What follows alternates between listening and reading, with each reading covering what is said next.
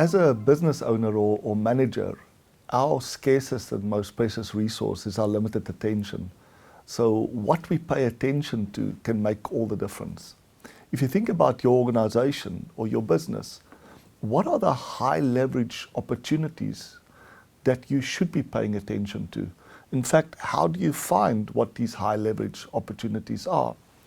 I'm often asked by clients, how do you go about doing that?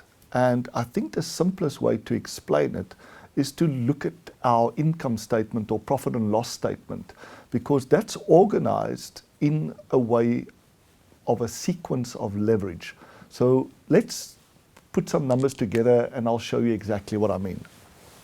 So think about an organization that has a sales revenue of 100. If you have a small business, that could represent $100,000 per year. If you have a large business, this could represent $100 million a year.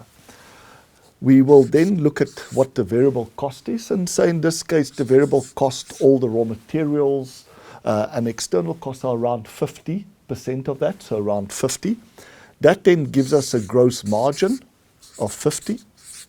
And then we, of course, have to subtract the operating expenses. And there's two types of operating expenses. There's operating expenses that are direct, and there are operating expenses that are indirect. So let's just say that the indirect operating expenses versus the direct operating expenses is a ratio of 30 to 15. So 15 is essentially the wages that I have to pay in order to generate the sales of 100, and the 50 is all the others. So that gives me a combined operating expenses of 45. And I can then calculate my net profit, which in this case would be 50 minus the 45 is 5 units. So what I'd like to do is to just take these numbers and show you what would be the leverage that you could get by achieving just a 1% improvement in the various areas that are typically under control of business owners or managers. We'll start from the top and then we'll go to the bottom. So the first one that I'm going to be looking at is price. So what if we could achieve just a 1% increase in the selling price for our product or service? What will be the impact on our net profit? Now, even though these numbers are quite simple, I would encourage you to actually do the calculations and follow me as I do the calculations so you can see how it is possible to quickly quantify the impact of a 1% change of any of these variables on the outcome. So if you think about increasing the average selling price by 1%, 1% of 100 is 1, so our sales revenue will go up to 101. Our variable cost doesn't go up if we increase the selling price of the end product, so that will stay at 50, and as a result our gross margin will go to 51. The operating expenses we haven't changed, so that will remain at the 45, made up still of the 15 and 30, and that 1 comes down to increase our profits from 5 to 6. Now, if you look at that, we've gone from 5 to 6, that's a 20% improvement in profits with every 1% increase in the average selling price that we can get. That's a 1 to 20 leverage, which is enormous. Those are the type of opportunities that you should be paying attention to.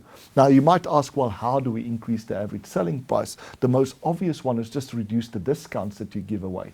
There are other ways in terms of selling direct to the consumer rather than through a distributor or a wholesaler.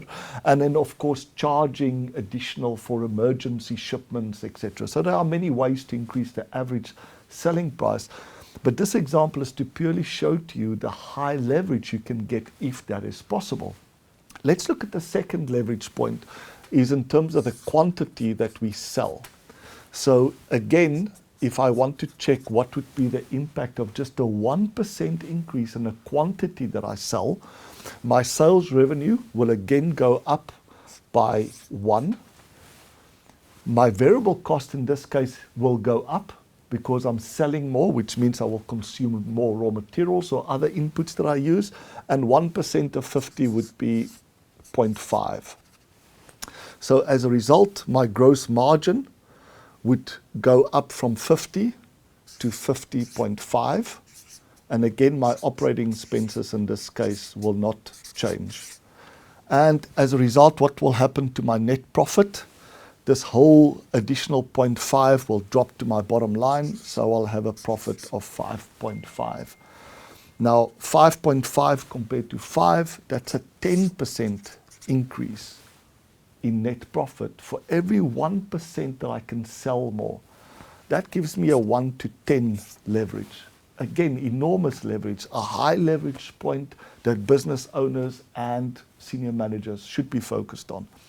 Of course, there are additional ways that I can increase net profits, which relates to reduction in costs. But whereas increases in price and quantity tends to be wins for you and your suppliers, the reduction in costs is always a lose either for your suppliers and employees, and it doesn't necessarily give you that much leverage. So if you think about a reduction in operating expenses, for example, so we look at direct operating expenses, which is reducing the part of the operating expenses that is under our control, which is the direct operating expenses. In this case, a 1% reduction in direct operating expenses is not going to change our sales revenue. That will be still at 100. Our variable cost will not change, and as a result, our gross margin will not change. The only thing that will change was our operating expenses direct will reduce by 1%. And 1% of 15 would be 0.15, so this would reduce to 14.8. This will stay at 50, and therefore that goes to 44.85, and my profitability will go up by that 0.15. Now, 0.15 compared to 5 is just a 3% change, and that gives me a 1 to 3 leverage. Now, when you think about where most business owners and managers are focusing their limited attention when their profitability is under pressure, they almost immediately jump to trying to reduce costs, which normally means laying off people. Not only it has a very small leverage, you're only getting 1 to 3 impact, but it has high risk associated with it. It can result in you losing your best people or people striking. Whereas the biggest leverage is sitting and applying your attention to saying, what can I do to increase the average selling price of my product or service? And then what can I do to increase the average quantity that I'm selling over a period? Those are giving me by far the biggest leverage. For example, if I can come up with a way of just increasing my average selling price by 5%, just by reducing my average discount by 5%, my leverage is 1 to 20. So a 5% increase in price will give me 100% increase in profitability. Those are enormous leverage and the type of things that business owners and managers should be focusing their attention on rather than looking at how they can reduce the operating expenses by laying off people.